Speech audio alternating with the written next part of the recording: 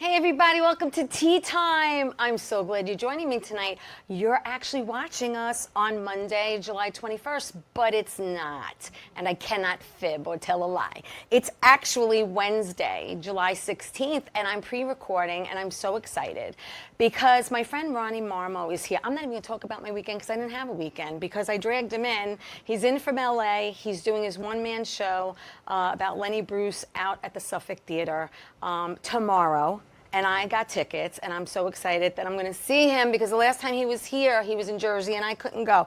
Ronnie Marmo's in the house. Hi. Hello. How you doing? How are you? I'm great. This is great. It is great. And you brought a posse along with you? Yeah, people I don't travel are flying by myself. in from LA and all over the place. I got a lot of people with me. You don't travel light. Yay! Yeah.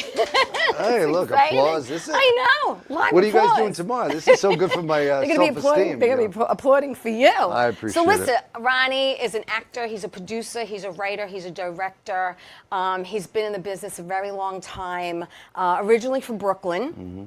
All right, and then you ended up in Woodbridge, New Jersey. Yeah. My parents when moved you were like us 6 years old, right? Yeah, they thought they were going to move us to the country and give us a better life, so we went to Jersey, which is funny. And we have a pick. Let's put a pick A, because you were cute. Look how cute when he was younger. And you were into sports back then. I know you loved baseball, but there you are playing football. Look at that little guy.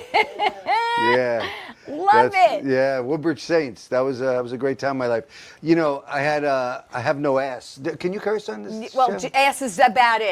About it. Yeah, that's it. Because we go to cable. They used to have to tape my pants around my waist because when I would run, if I ran too far, my pants would fall down. At that age, I'll never forget. It was one of my memories of that. So it took years to develop one. Well, I still don't have one, really. Ask my wife, believe me. All right, so you're in Jersey.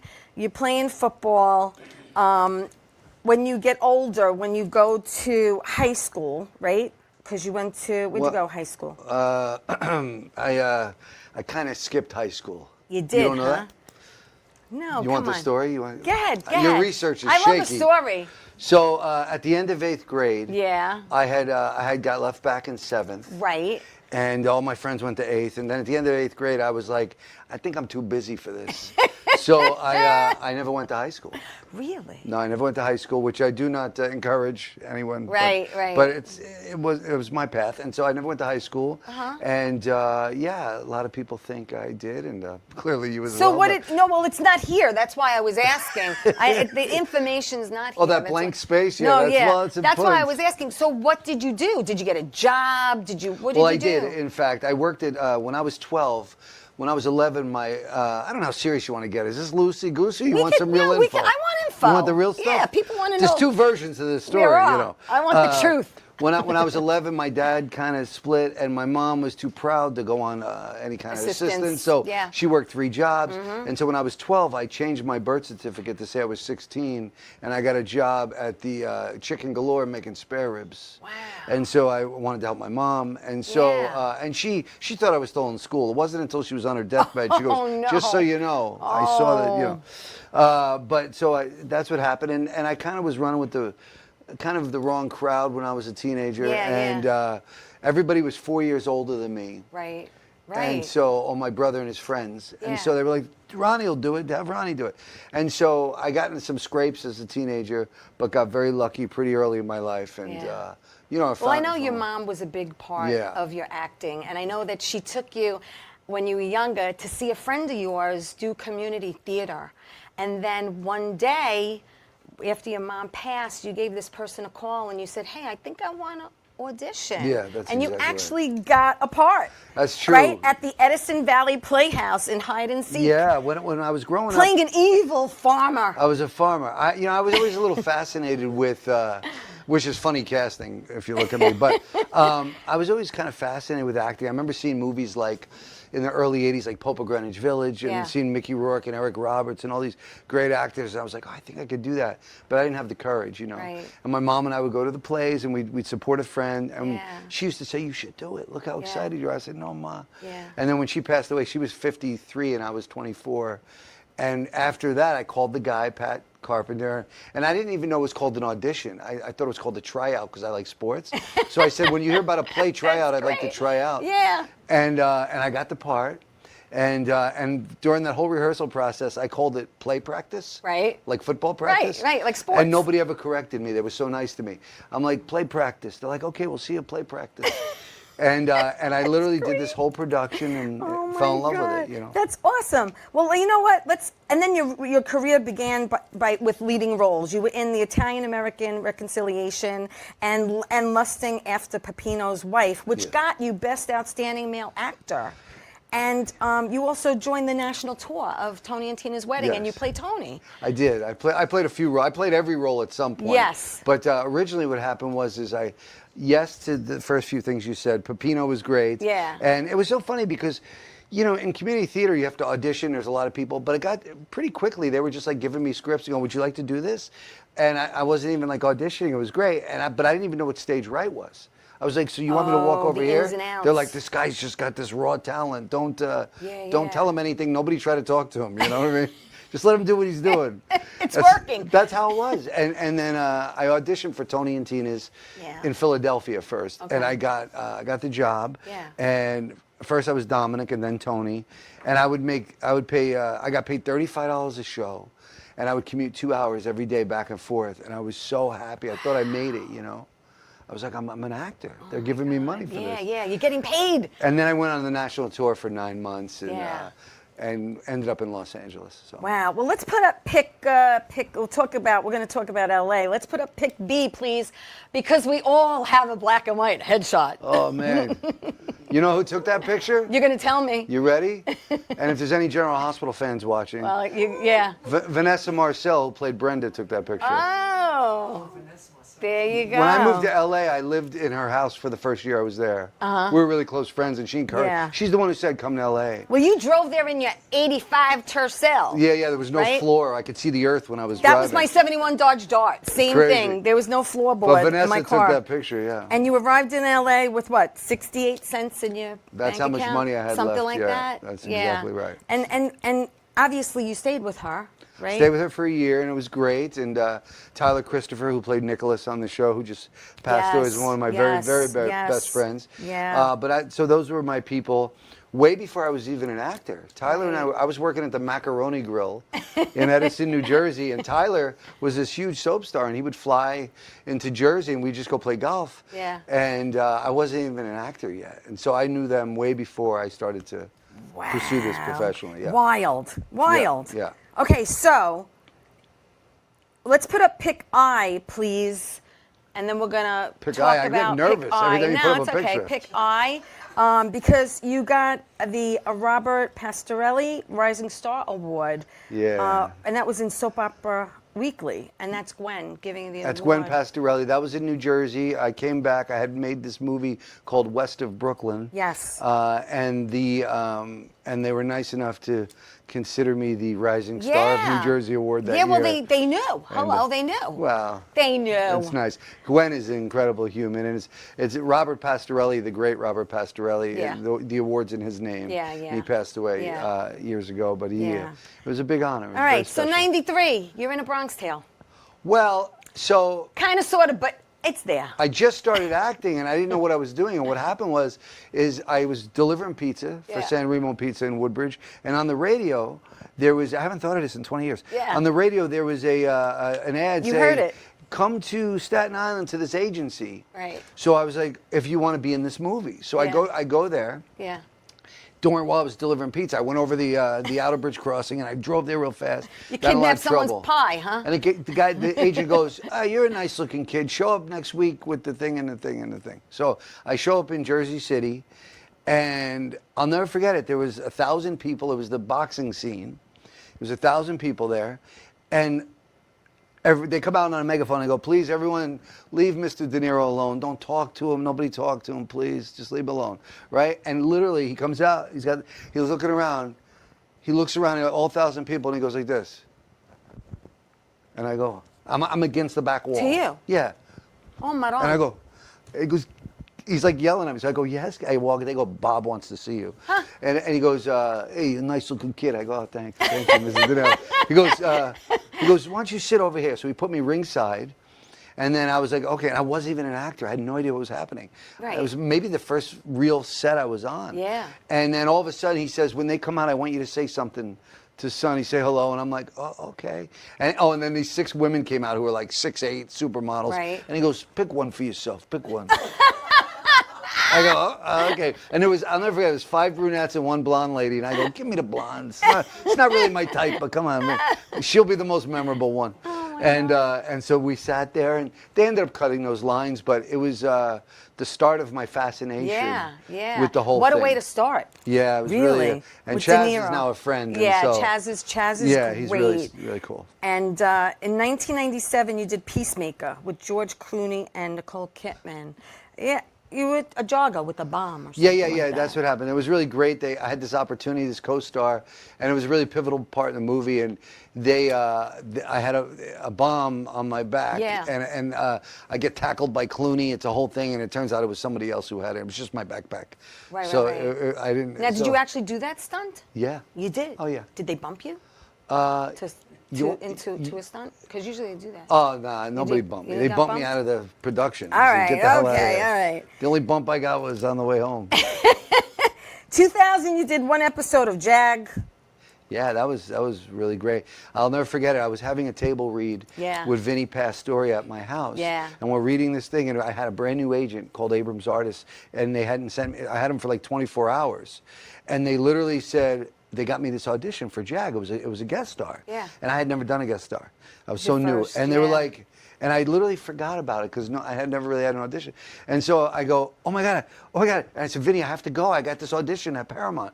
I get in my car, I zip down there, never even looked at the material. So I made this choice to like be reading the sides as if I was writing them. I made this like crazy choice in like 5 minutes. And 10 minutes later, like, oh, you got it.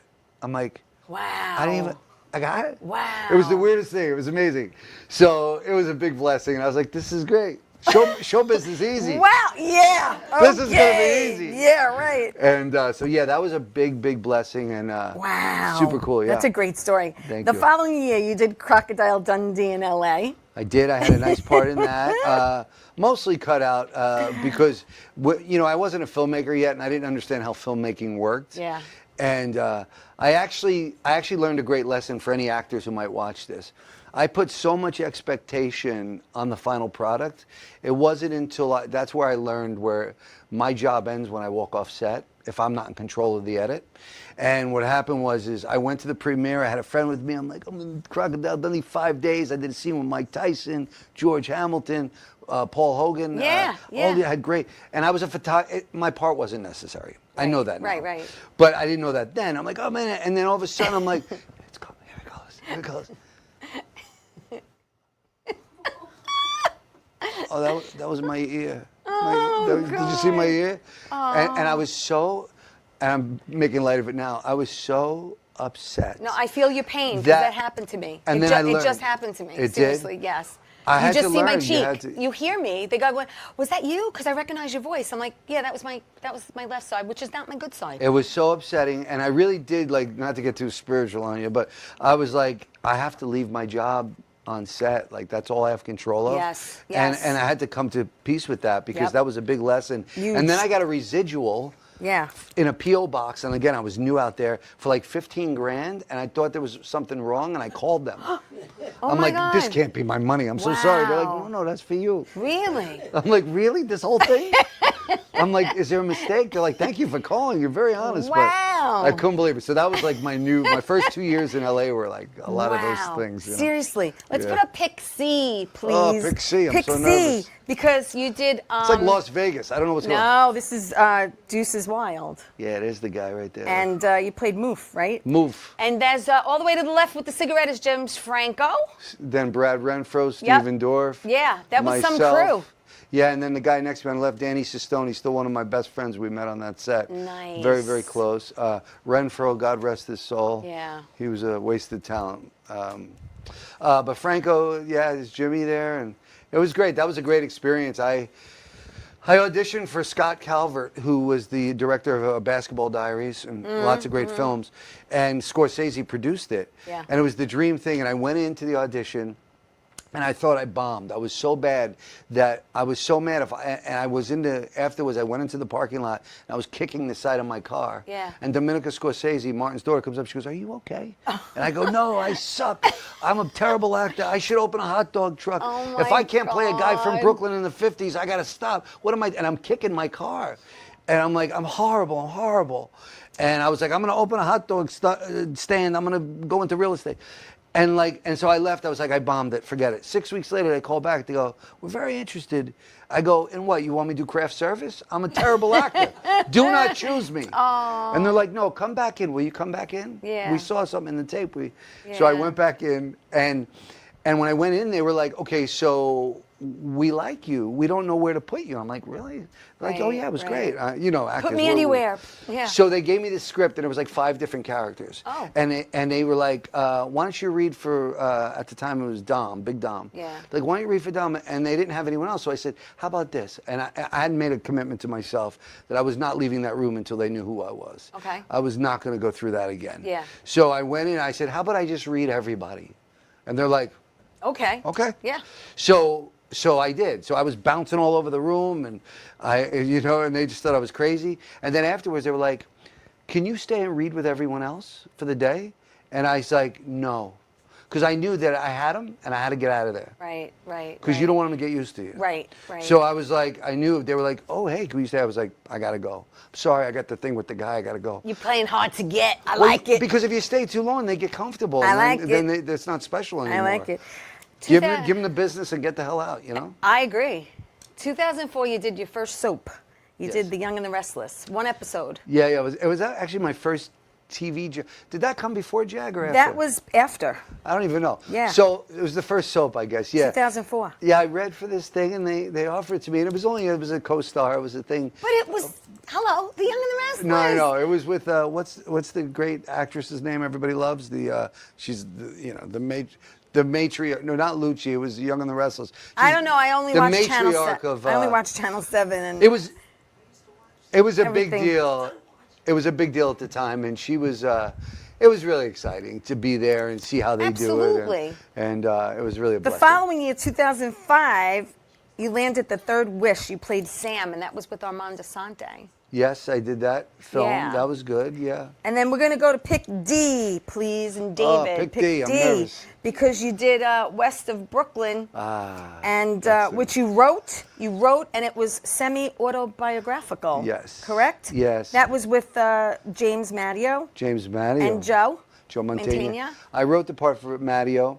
And, did? And Natalia Livingston, if you watch GH, you know that was Emily. Yes, she that was Emily for all those years. Yeah. She saved my movie. She saved my production. She did. Yeah, she's amazing. So what happened was so this was the movie I learned how to make a movie on. So when I Okay. see it, I see all the problems. Right. But I wrote it, I raised the money myself. Right. I cast all my friends, Jimmy Matteo, Bobby Costanzo, Louis Venaria. Right. All these really talented guys. Yeah.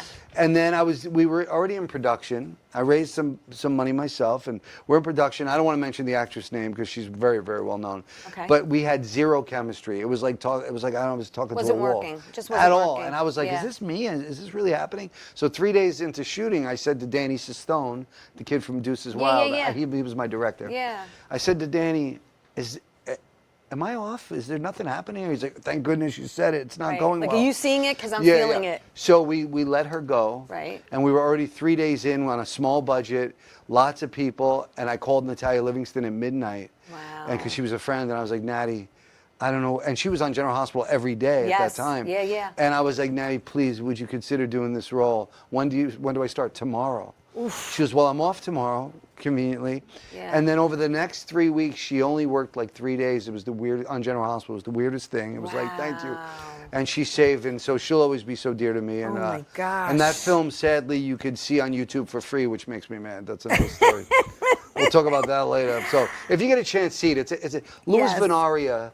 I've had Louis on my show. He's the best. He's amazing. His dad gave me the best compliment, and I think he had it right. He said, the film is timeless. It's just this timeless movie that it just always works. And Joe Mantegna, that's where I met Joe. Yeah, I that's offered where you him originally that. met him. Yeah, and so he's my That's awesome. guy, you know. Let's go to pick M, please, because we're gonna go to. I feel like we're at bingo. We're gonna go. Yeah. We're going to pizza with bullets, and that was with Vinny, which I'm putting up a pic, and he played saw my your show. TV dad, my movie Vinny? dad. Yep, movie Talia dad. Shire was in that. She was my mom. Yeah. And then may he rest in peace, Tony Devon. Oh, I love that guy. Tony co-wrote it, and I was supposed to work with him in Philly on a series, and he had passed away right before. I love that guy. And I say it in the present tense. Sweetheart. I call him number 2 on the call sheet because he wrote it and he was mad that I was number 1 on the call sheet. So that was his nickname, always number 2 on the call sheet. Oh my God, that's great. Yeah, I love that man. All right, let's go to E, because this is where I get a little bit more excited. Not that I'm not excited. I am excited. I'm sorry my early career bored you. But no, it didn't bore me. But let's just say, apologies. I've been watching General Hospital since the 80s, Ronnie. Okay, since the 80s. I'll do better next time. I swear. Give me another chance. I've been watching GH since the 80s, and it is my show. My cousin got me into it. Shout out Joanne. So let's pick E, please. Pick E, because you were Ronnie Domestico. Yeah, hello? Ronnie Domestico. There you are with Dom. With Dominic. Dominic is still literally like a brother to me. Dominic is awesome. Oh, now, you know I had Carol Hennessy on. Oh, I love Carolyn. And, we did a lot of good scenes together. I love Carolyn. And so you got Dominic there, and of course John York. John York's going through it a little bit now. He is, and we've been praying for him. Yes. But, hello, 2009 to 2020. 2012, and you did like 136 episodes. Yeah, 150 actually. Is it? Yeah. All right, they need to correct that. You are. She's trying to cut my career you short. Are. Maybe but I should give how up. Crazy was that? Because let me tell you something. Obviously, I've never done a soap, but I heard it could be a little stressful, and it's a lot of dialogue. You know, soaps get a bad rap. I mean, it really made me a way better actor because, you know, I'm doing 30 pages, 20 pages a day. You're getting them the day before. Yeah. And you get one take. That's it. And the only time you get a second take if it's like you do it in Spanish or something. You know. Yeah. It's like literally they give you no other. So we had a little agreement with the actors. We would Dom and I specifically would look at each other, and if I felt like I was, you know, falling apart or he was, we would just start coughing or something. Right. We try to help each other out, so they had to do it again. But it was crazy. Oh my God. You know how I got that job? You're gonna tell me. All right. I figured you want to know. Of course.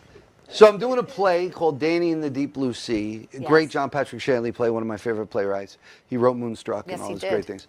Yeah. So I'm doing this play, and one night there's like 5 people in the audience, and one of them is Bob Guza, the head writer of General Hospital. Mm-hmm. And I'm doing the show, and I didn't know him. And after the show, he says, "Oh, great work. Nice to meet you." I said, "Great, thank you." And there was literally 5 people. It was a very small house. The next day, I get a call, and he's like, "This is Guza. We met yesterday. Will you come down to ABC Studios? I want to talk to you." So I went down there, and he's like, "Have you ever considered being on a soap?" And I'm like, "Not really. I mean, those guys are like, you know, beefcakes. I'm just, you know, I'm okay, but you know, I have no ass. I'm not, you know, Steve Burton, who's just amazing. Right. He's a god, you know, the way he looks. So I'm like, I'm not one of those. But sure. And he's like, well, I've had this idea for years, but I never had the right actor. But I think you're the right actor. He's like, do you know who Serpico was? And I go, yeah, of course. Pacino. He's like, I've been thinking about creating a character. And he's like, if you were 3 years younger, I think you'd be great for Dante, actually, because Maurice and I get a lot of, Sonny, we get a lot of like, oh, you guys look like you're related. So I was like, should I just like hunch when how can I be 3 years younger, to play Dante? But anyway, he wrote this part, and I said, how many episodes? He's like, well, give me a month. It takes that long to. So I'm thinking, okay, him and everybody else in showbiz, I'll call you in a month. Right. And literally a month to the day, they called me, and they're like, so you start work Monday? I'm like, great. And I didn't have an agent at the time, so I negotiated my own deal. Okay. I was like, I literally did this, right? I had the phone. I go, do you have an agent, Ronnie? Somebody to talk to? I went, yeah, give me 1 second. Get the phone. And then I went like this. I went, hello? I said, I did. I swear. I go, how much you got for the character? And they told me, and I said, you got 10% for the agent? They go, yeah. I go, put that in there. And I go, okay, hold on. And I go, hi, I'm back. And they go, and they were like breathing on the phone. They didn't know if it was real. Oh my God. But that's what they paid me. Wow. Yeah, still don't know if they know it was real. That's great. But they said I was going to do 5 episodes. Yeah. And I did 150, and they just kept writing. And Amazing. Well, it was a great character. It was great, and it was fun to play like such a jerk, and this guy was just arrogant. And I remember saying to Bob Guzzo, because I would go in and try to act really fast, so they didn't notice me. I'm like, how do I still have this job? It's crazy. And maybe they don't know I'm here. I'm just like acting and running out. And they were like, there's nobody like you on daytime television, so that's why you have this job. I'm like, thank you. So it was it was awesome. That was great. And Dominic Zamprogna and Lisa Lo Cicero became family to me. She plays Olivia. And those two, we're like 3 peas in a pod. Yeah. I love them. All right, listen, we're going to take a quick break. And we're going to be back in 30 seconds. Back after this.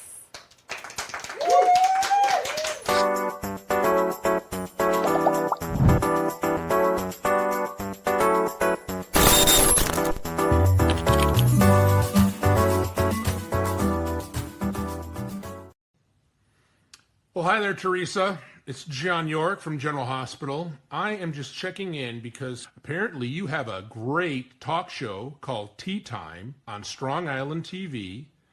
I want you to have continued great success and have a lot of fun. It sounds like you're having a lot of fun, and that's pretty much the key to everything, isn't it? So continued success. I'm proud of you. Have a great day, Theresa. Bye. Hey everybody, welcome back to Tea Time. I'm so glad you're joining me tonight. Yes, it is Monday the 21st, but we're actually here on Wednesday, the 16th. It's like time travel. I know, it is. Yeah, time travel, we're going back in time. I'm here with Ronnie Marmo. He's an actor, producer, director, writer. Some of you might recognize him from General Hospital. Some of you have seen him on other things that he's done. He's done theater. He's done television. He's done film. You've done a lot. You've done a lot. I've been very lucky. Yes, this is a blessing. Yeah, of how much you've done. I still can't believe it. And owe it to your mom because she like really pushed you to audition, and then you went out to LA and doors opened. And it was amazing. Yes. And you've been pinching yourself ever since. That's true. That's true. Let's go to pick Jay, please. Because you did a movie back in the day. Oh, Alex, back in the day. And Willie. You played Dominic. Let's leave that there. That was with a lot of people who I'm good friends with. It was written by Willie DeMeo, directed by Paul Borghese. Yeah. You had Michael, the late, great Michael Madsen, which we're going to show a pic of him too, who just passed, Alec Baldwin, Annabella Sciorra, Joe D'Onofrio, Danny Glover, Louis Lombardi, Larry Merchant, Mike Tyson. Let's go to the next pick. You got beat up there. Yeah. Let's go to Kay, please. I don't know if Peter Gordio beat you up. I can't remember. I saw it so long ago. Peter Gordio. I don't want to give away the end, but Gordio ends up. Thank you. Out. There's you and Michael. There's Michael and I. Which is Priceless Pick and L. We had a really nice time together. Sweetheart. Yeah, it was great. We really connected. It was really fun to watch. And can we go to L? Thank you. I think L's the last one in that grouping, and that's you and Paul Borghese. Paul's an old friend. Yes. That's from another movie. Yes. That's from another film we did together. Yeah. Which I have down on here. I love Paul. But it was a great movie. Back in the day, it was a great movie. Thank you. First of all, I enjoy everything you're in. Thank you. Because you make it flawless. Thank you. You know? Well, it's not flawless inside. I know that. Because there are a couple of people who have seen some things I've done, and they're like, "You're so natural." That's the and best. I'm like, that's what I want to hear, though. You know, because best compliment. Because there's acting. a time in our lives, and I go through it as an actor, where you're like, "Should I be doing this?" And when I'm doing a scene with Ernest Mignoni, and he says to me, "Theresa, I have to tell you, you were fantastic, and I really appreciate the scene that we did together." I mean, then you're like, I am doing doing what I'm supposed to be doing. I like Ernest. He's a good actor. But yeah, I know. Right. You worked with him, but he's amazing. Amazing. Yeah. So you did, let's go to pick, can we go to pick F, please? Because you did something called Big Ziti, which was a short that I got a kick out of. Yeah, it's funny. I did it for a friend. But you played Sal DeMarco. Yeah, Big Ziti. We're two guys. We're wannabe gangsters, and we don't know what we're doing. That's a what do you call it when you carry around the casket? It's a pallbearer. No, the car. Casket. The car. Oh, the hearse. We're driving around in a hearse, and in the back we have Girl Scout cookies, and we sell cookies out the back. It's very funny. That's great. And my friend made the film, so I was proud to be a part awesome. of it. Yeah. 2017. Yeah. Good year, big year. 2017, 2018, crazy. You did Lemonade, AIDE. You actually wrote it and directed it. I directed it, but most importantly in Lemonade was my daughter was about, I don't know, I think she was about, how old would she have been? What year? Anyway, she was young. This was 2017. She was 10 years old or something. Yeah. 10 years old. She was in it, and that was her debut in film.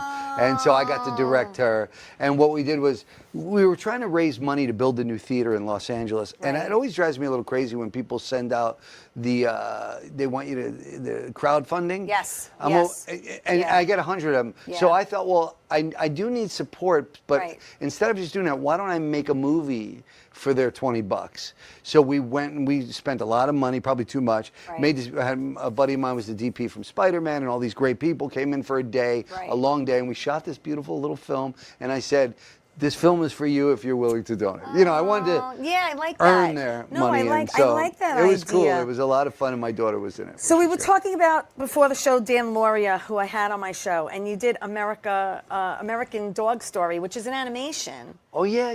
And that was with Dan. Yeah, Dan was in that. Yeah. Yep. How much fun is that to, like, lend your voice to an animal? It's so funny after they hear you, then they go draw a dog. Yeah. And you go, that's how you see me? It's actually very funny to go, that's what I sound like? But it's fun. The following year, you did Criminal Minds. You did one episode. Yeah, I did a guest star in that. It was really But awesome.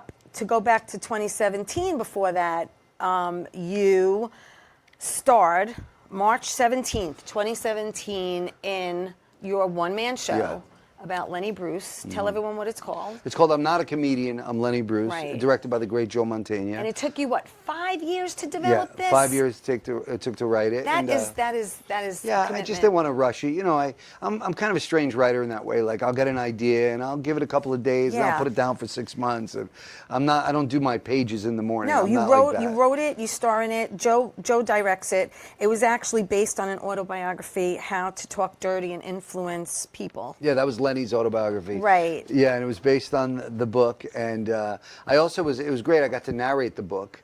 The audiobook's out now. It's audio. It's called, it's on Audible. But it's, I read it as Lenny. It's a 10-hour book. So if anyone likes audiobooks, you'll hear. So can we put up a pic, please, of O? Oh. Yeah. Oh. In Italian, that's a whole sentence, right? Oh, there you are. So this is tomorrow night. I'm very, very excited. That's tomorrow night. I cannot wait. I cannot wait. Because when you were here last, like I said, you were in Jersey and I couldn't go see it. So I'm bringing some friends and I'm so excited. Thank you for that. So excited to come see it. So this is a labor of love. And for people who don't know, if you want to put up pic Q, please. Lenny Bruce got arrested for saying the word schmuck. He did. All right? And when you think about the vulgarity and the profanity, in Los Angeles. so Lenny really paved the way for comics today when you think about it. And he didn't get arrested just one time. No, he was arrested multiple times. Yeah. But a little history on Lenny. He died in 1966. Yes, he was very young. But he was 40. But 40 years old. Lenny Bruce was the last person in this country to be arrested for word crimes on stage. Right. So he was the last one, and they did arrest him for saying schmuck. Yes. On 63, in Los Angeles.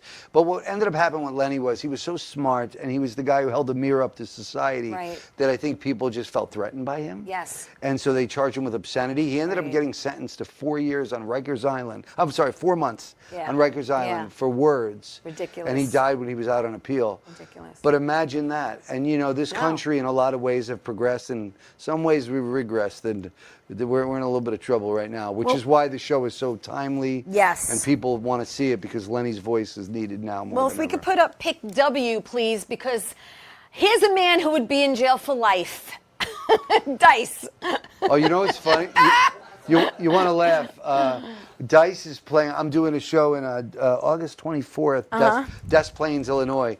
August 23rd, Dice is up right before me the night before, so I'm going in a day early to see it. Thank you. I paid like $50 to see him at Madison Square Garden in the 90s. Back in the day. And now we're sharing a stage in 24 Is that hours. crazy? So I'm like, life is funny. Oh my God, that is so yeah, wild. All those rhymes we all wild knew when as you kids, think about right? it. So listen, you've been performing this show. You've had a plethora of people who have seen it. Now, listen to me. I'm only allowed 26 pictures, so I'm going to say who I didn't pull. By the way, I like how you do the show with the thank timeline. you. This is really cool. I appreciate that. But let's put up pick R, because there's one person I will not skip, okay, and that's my paisan and yours, Tony. Tony Bennett.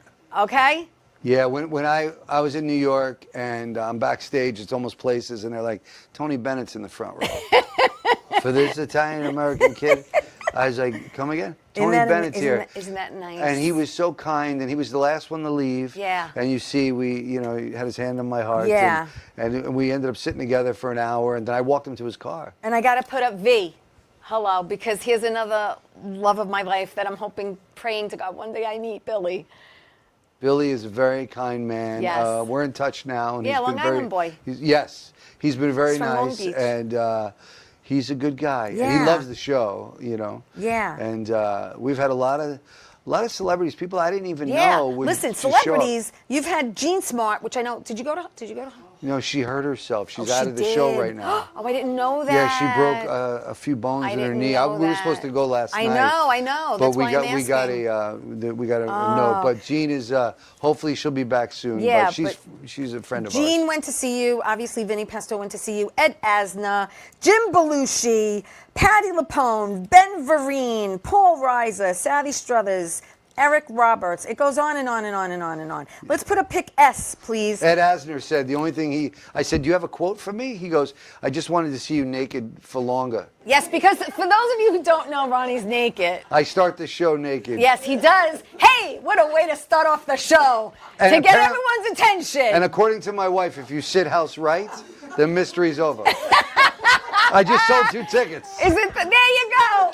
And that's you and Lou. It's true. And Eric and there's Eric Roberts and awesome. Just beautiful. Donna McKenna, who yes, we love, Donna. casting director, and Lou Martini, my friend. I think she's in Italy right now, actually. Yes. Yeah. Yeah, they're amazing human beings. Thank you. So this is, like I said, this is just something that, and his daughter, his daughter. Kitty Bruce? Kitty. Oh, yeah. Yeah. We talked yesterday. Yeah. She's really a special person. And she's thrilled that we're doing this, and I have her full support. Yeah, because after all these years, it's still going. It's still popular. People want to see 8 you. years. We ran for a year and a half in L.A. We ran 9 months in New York. Yeah. 2 6-month runs in Chicago. Yeah. The pandemic kind of screwed that up. Yeah, And I then we've know. been on tour now for 5 years. Amazing. And we're out here on Long Island doing it. So it's a cool show. Tomorrow will be my 456th performance. Well, I'm going to play that number. 456. Play that number. Play that number. Play that number. That's awesome. It's great. Wow, amazing. Really amazing. Yeah. That same year, in 2017, you did a whole bunch of stuff. You did a short. You did My Monster and Me. My Monster which, and Me. Actually, is it your daughter, Brittany? Who's Yeah, Brittany? my daughter, Your Brittany. daughter Yeah, was yeah. in that, right? She helped direct it? Yeah, What'd she do? I asked her to be my co-director. Yes. because I was in it, so and I thought it'd be nice for us to work together. So cool. So I asked her if she wanted to be my co-director, and we did it together. Who's Jenna? Who's Jenna? Let me tell you something. I laughed my behind off when I watched this. Okay, so who's Jenna? You played Henry. I did a cameo in that, yeah. You did, but again, Paul Sorvino, Joe D'Onofrio, Gary Pastor, Tracy Birdsall. Hysterical. Just funny. It was fun. It was fun. I played this really nerdy attorney, which I don't get to do with this but face. You're funny, I don't get but to you do are those too funny. much. You can't. You don't. Yeah, I could do it. Would you ever? Okay, now listen. I know you do Lenny Bruce. I feel like I'm talking to my agent. I could do it. I listen swear. to me. Listen, I know you please can. send me out on a white guy. I Let want me to play ask you a just question a though. normal white bread. Do you think, not as Lenny Bruce, as yourself, you can get up and do 5 minutes of stand up? I do, and I've always thought I could, and I did once. I'll never forget it. Mike Marino. And Mike yes. Marino, Michael Wheels Parisi. Yes, who's in Silent Partners with you. We're going to talk about that. They asked me to come and open. I was on General Hospital, and they're like, oh, he'll sell a few tickets. Why don't you come and be the opening act? And I had always daydreamed about doing stand-up. So Wheels helped me write 5 minutes the night before. And I came out on stage, and I'm pretty comfortable with the mic anyway. Yeah. I host a lot of charity events and stuff. So I came out on stage, and I did the first joke. Right. And it killed. It landed. They went nuts, and I said, please stop laughing. And they thought it was funny. I was like, because this is like a drug. I don't have time for this. I'm such a a sucker for, Yeah. So I'm like, please stop laughing. And they laughed harder because they thought it was part of the joke. I'm like, I don't have time for this. Stop it. Oh my God. And I just yelled at them for 5 minutes and walked off stage. Wow. Because it was like, like going right in that laughter is like. No, I know. I don't have room for that in my life. I know. But I have too much respect for stand-ups to call myself one.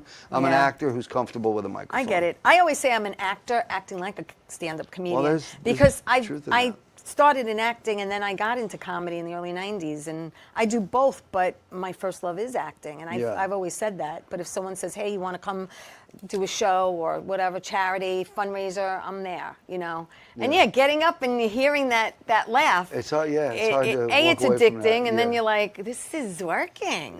Yeah. Which is a lot of fun. No, I love it. You did Lethal Weapon TV series, though, one episode. Yeah, I did the Lethal Weapon. That was fun. And let's put a pick N, please, because you played Jerry in Chronicle of a Serial Killer, and that was directed by Steve. Oh, yeah, I did that, yeah. Yes, Steve Stanulis, and written by John Bianco, who I actually had on last week. Yeah, that was fun, yeah. That was Yeah. I think I did that for Donna. And then let's go to G, please. Let's go right next to G, because you did A Rainbow in the Dark, and you played Professor... Oh my God! Professor Tom. So this. Yeah. Look at the nerdy guy on the left. I That's see me. it with the glasses. So this was somebody wanted to make a movie during the pandemic, and I wanted to help them. Yeah. And so we shot in all our locations, and we made this movie. I never even seen it. I hope it turned out okay. Sweet. 2023, you did a couple of shorts. You did Love Don't Fade Away and Looking for Pacino. Yeah, I was just talking about that today. My dear friend Gio, who's a 10-year-old genius, he directed it. And the thing is, the reason you'll see a lot of shorts is because with the way my life is and how busy it is, I usually only have time for that. Right. Nowadays, I'm open up to a lot more features, but at that little moment in time, that seemed to be more digestible. Yeah, So I just love making movies. I get it. 2024, you did Critical Acclaim.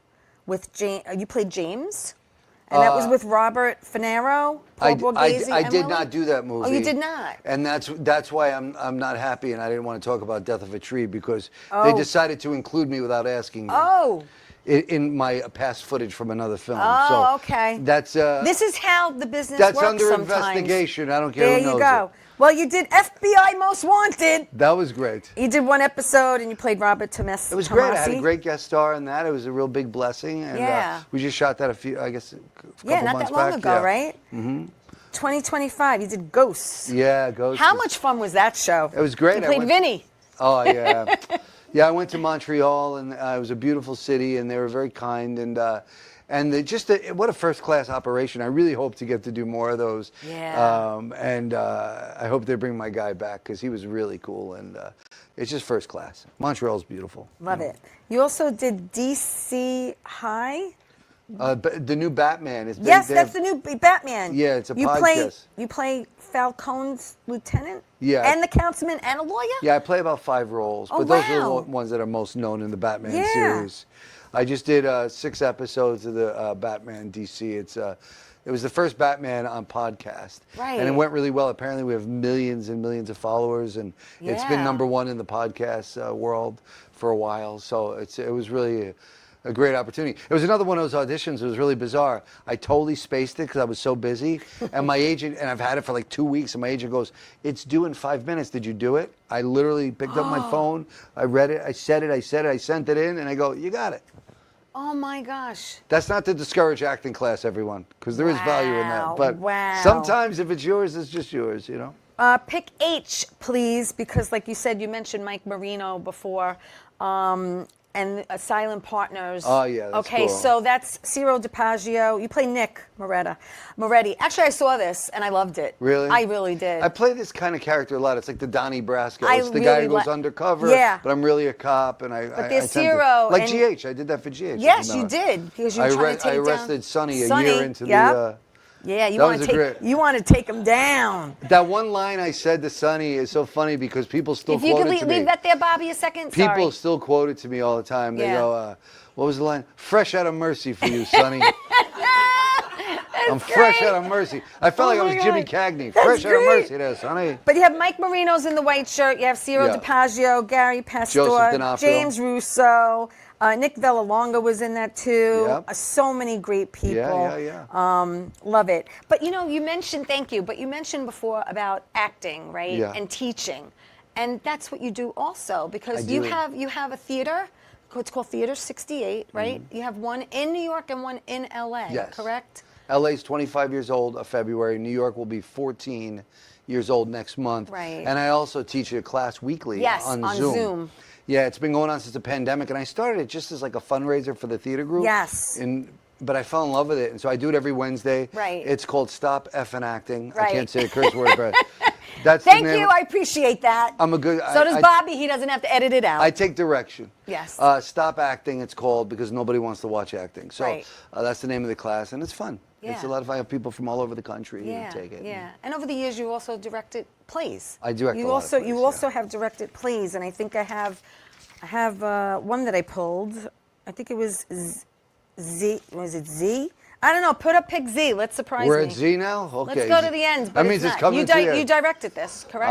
Yes, I did. Yes, you did. A Brooklyn Love Story. Yeah. Chiara Montalto. It was There you go. It's a one-woman show, and it's a beautiful show because, Yeah. you know, it looks like it's going to be about a guy and a girl, and it's about this girl and her grandpa. Yes. And it's beautiful. And when I read the script, I was just like, I got to do this. And Chiara and I, she lived in Brooklyn, and I was in L.A., and I directed her on Zoom, and then she flew out to L.A., and Right. we did a few more weeks of rehearsal, and then we put the show up, and it was a big success. Cool. Yeah. All right, listen, we're going to take my last break. Don't go away. When we come back, we have more to talk about of what's upcoming for Ronnie. Okay? Back after this. Don't go away.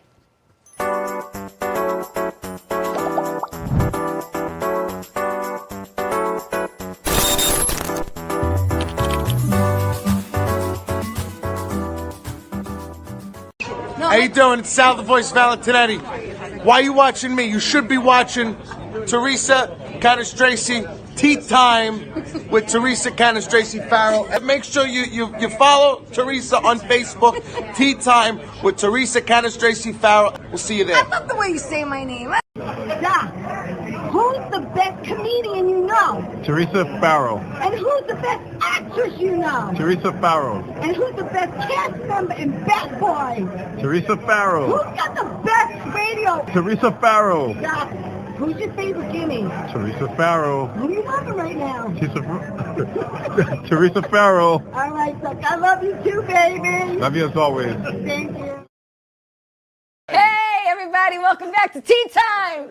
I'm so glad you're joining me tonight. I hope you're having a good time. Please like the show. Please share it. I'm live, not tonight, but usually Monday nights on YouTube and Facebook. Then the show goes to Roku TV, Amazon Fire TV, Twitch TV, Apple TV. We're all over the place, everywhere you could hear a podcast, and seen every Saturday at 11 a.m. on Channel 20 for people who live on Long Island and get Optimum TV. How you like that? You're all over the place. I try to be. I am. I'm like You're doing you know, good. I can't say what I want to say I right like now. your but, enthusiasm is infectious. Thank you. I appreciate that. Yes. All right, so listen. This show goes so fast. We have like 6 minutes left. Okay. So let's talk about what you have upcoming. Okay. Okay. So you have something called Mob Sense. Yeah. And you play Vinny. You direct it? You direct it, directed the film, right? yeah. And that's with Lou. Lou Martini Jr. Yeah. And a beautiful wife of yours. Yeah, my wife, Janelle Marmo. Yes. Yeah. She's a keeper. She's a definite keeper. That's right. You better say that. No, she's amazing. So, Janelle's in the film. Yes. And Lou, and it's really great. We're, really proud of it. We shot it in Philadelphia. Yeah. And we're still working on that film and developing it, but it's we're off to a good start. It's good. Great. Yeah. That's awesome. Yeah. I love hearing that. And you were also an executive producer, wrote and directed Tonight Is Your Night. I wrote that for Janelle and I Which because is also the in the two of you. pandemic Yes. I wanted to shoot a film with my wife, so Why not? I brought in this big camera crew and we shot it beautifully. Yes. And we're just finishing it up now, actually. But can you tell me a little bit of what it's about? It's what appears to be the date of this guy's life. Right. It's for reasons which will throw you for a loop at the end. It's a 10-minute short. Yeah. But I'm very proud. I wrote it in one sitting. It just kind of poured out of me. And I wanted to do it with my wife. So that's nice. Yeah, it's really cool. I'm proud of it. I like that. Yeah. Let's just say we spend about 5 of the 10 minutes in the bathtub. It's very tasteful. All right. Okay. But there's some bathtub action. All right. Some bubbles. Okay. All right. My wife is mortified over there. Unsuited. Yes. You're a producer, Yes. and now that is a TV series, correct? And that's with Kevin Pluff Yes. and Dan Lauria, Dan's in it. Tony Dennessy, who, shout out to Tony, because I love him and he's a great guy. Yeah, and, Tony's great. And my friend, Matt Grossman. Oh, yeah, he's that good. I did a series with, too. Oh, really? He's great. Yeah. Yeah, so we're proud of that. It's kind of making its circuit now, but we shot that. We've done, I think we did about 5 or 6 episodes at this point, so it's going well, yeah. And is it, what kind of series is it? Is it an action? Is it drama? Does it have a little comedy in it? It's dramedy. It's dramedy. Yeah, it's about a guy who goes out to Vegas because he has a false understanding of what his ability is as a card player, because we've kind of enabled him throughout our lives, and now he thinks he's good. He goes out there and loses everything. And he's kind of really a dopey guy, and he's very funny, and it's great. It's great. It's funny, and it's, That's awesome. Yeah. I just want everyone to know that you could follow Ronnie, okay, on Facebook. Don't stalk him, but you could follow him on Ronnie Marmo on Facebook, and it's also Ronnie Marmo on Instagram. Tell them the website if they want to go see the show. It's LennyBruceOnStage.com, so that's cool. It's Lenny Bruce on Stage, and again, we're only here one night, and then we... One night only. That's it. Well, that's it. That's it. And then next month we're going to play Chicago. We're going to go to Des Plaines, Illinois, and then I'm playing Eastern Illinois University. I'm also doing another show right now in Los Angeles. Janelle and I are in together called Bill W. and Dr. Bob. It's the origin story of Alcoholics Anonymous. 1935. I play Bill Wilson. Because you are... Yeah, I'm sober a long time. Yes, you are sober. I winked at that with the teenage life, right. but yes, I'm sober. So this really touches home as well. I love this show, and I directed it. I'm in it. Janelle's in it. I play Bill Wilson. She plays Lois, and we run every Saturday and Sunday matinees in Los Angeles. It's running now, so it's. How long are you in recovery now? How many years? September 3rd will be 35 years. God bless. And I'm a young guy, so I got really lucky. I never had a legal drink. That's how young I got it. Really? I've never had a drink, drug, or a cigarette after 20, I think. 1920, yeah. It's amazing. Not wild? It is. I did it all early and got it over with so I could go on and, have a good life. Right, and live life. Yeah, but sober, it was a wild... And remember it. I remember some of it. Yeah. I think you remember most of it. No, I don't know, but... Wow. Well, listen, I pretty much covered everything, but I do want to show a couple other pics that I have. Oh, geez, the other... After Z, what else can you be showing? Well, we're going backwards a little bit. We have to show why. Because it's our man, Al. Al Pacino. Hello. When I met Al one night, and I said to him, it was after this show, and he was warming up a show to take to Broadway, and it was a 50-seat theater, and I was in the front row. Right. And he literally was spitting the whole time. I was like dodging his spit. And I got so good, like Al Pacino spitting on me. It's amazing. I'll never watch my face again. And after the show, I went up to Al. I go, Al, I got a good feeling about you, Al. Oh, and he goes, great. I got one about you too. And he looked at me like I was nuts. How about X? Can we go to X, please? Because we mentioned Chaz. Yeah, we mentioned Chaz. I just did Chaz's podcast. That was on Chaz's podcast. You did? Oh, that's awesome. Yeah, if you look it up, I did Chaz's podcast. That's good. A few months ago. Let's go to you, because there's a picture Ray with Ray. Romano, yeah. Ray. I think we're at a golf tournament there. And T, please. Because he's another Long Ralph Island boy. Macchio. Yeah. So Ralph, it's interesting. When I was about 12 years old, I looked exactly like him. Yeah, because you said you mentioned something about. And they would stop me in the mall and say, "Are you the Karate Kid?" And I say, "Yes." And I would sign stuff and take pictures with people. And so we met. Sadly, this was at Ed Asner's memorial. Oh, it was. But I was like, "Ralph, I have to say hello to you." And so he's a sweet guy. We've been in touch. Yeah, he's a great. bit. He's out here on the island. His niece just married my girlfriend's son. Wow. Yeah, not that I was there, but I heard it was a good time. Thank you, Bobby.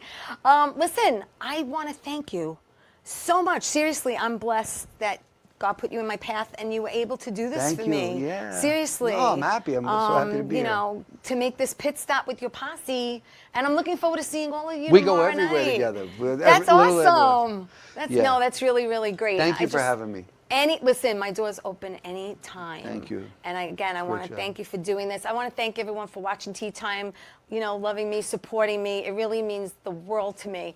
Go to the website, Lenny Bruce. Onstage.com. Onstage.com. Look when it's coming to your neck of the woods.